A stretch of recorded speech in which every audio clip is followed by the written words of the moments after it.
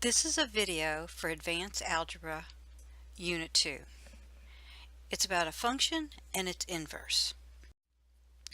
Alright, we're going to look at the graphs first. Alright, we have two graphs here.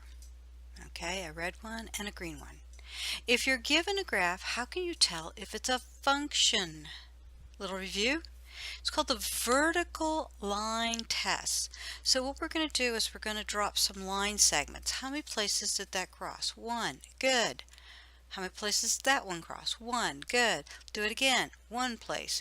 One place. All right. If you drop vertical lines and it only crosses the function in one place, each line segment that you drop, then yes, this is a function.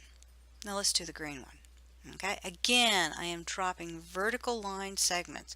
Notice each line segment only crosses the graph, the green line, one time.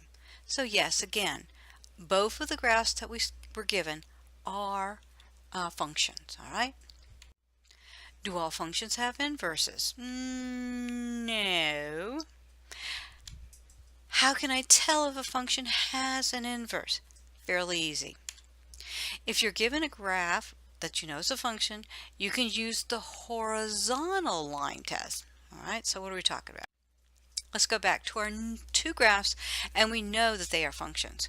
This time not a vertical line segment, but a horizontal. Notice it only crosses in one place again, one place again, one place, one place.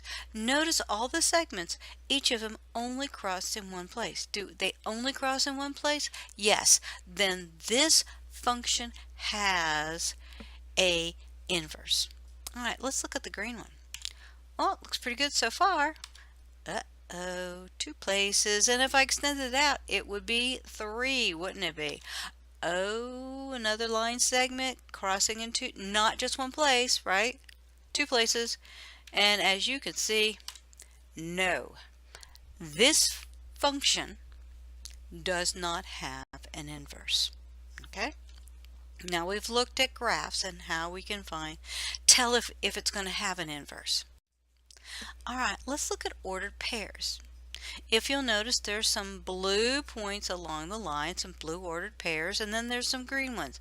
Well, guess what? If the blue is the original function, the green dots or ordered pairs are the inverse. Let's look at these points as actual ordered pairs.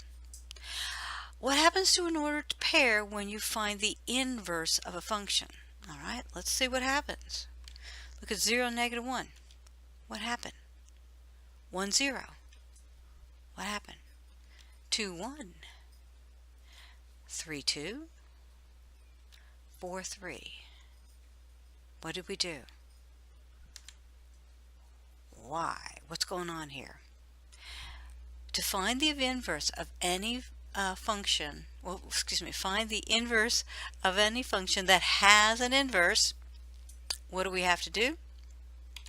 Notice that the domain of the original function became the range of the inverse, or the range of the original function became the domain of the inverse.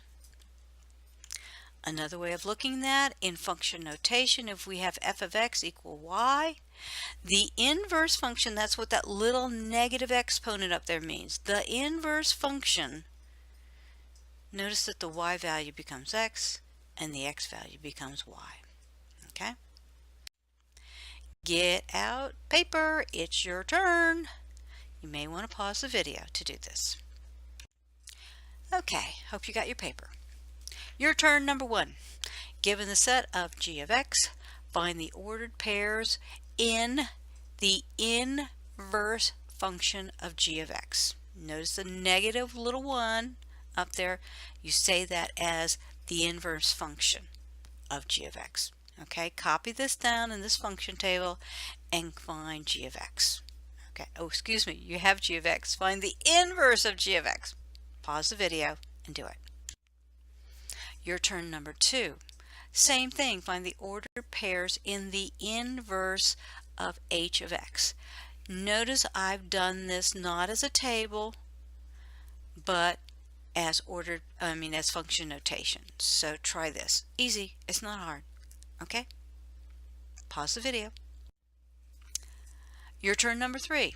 Question. Copy this question down and answer it in your own words.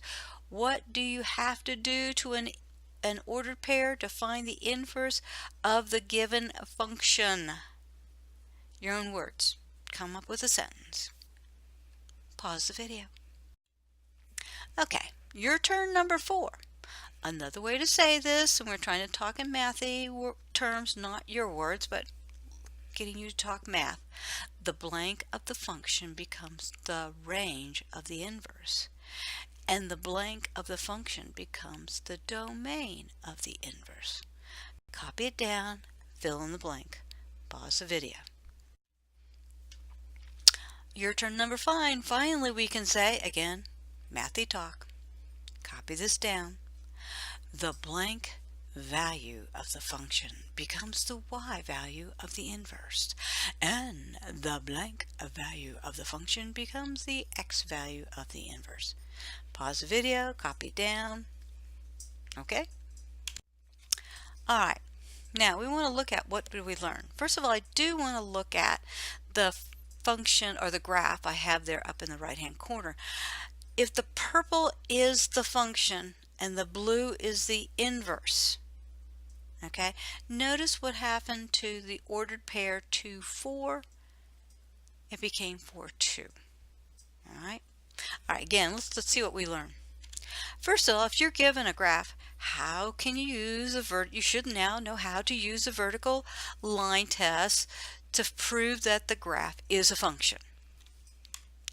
Number 2, if you're given a graph that you know is a function, you now know how to use the horizontal line test to verify that the given function has an inverse. Finally, you should know that the domain of the function is the range of the inverse, and the range of the function is the domain of the inverse. Remember, x and y just swap back and forth. Easy schmeezy, huh? Okay, hope this helped you. Bye-bye.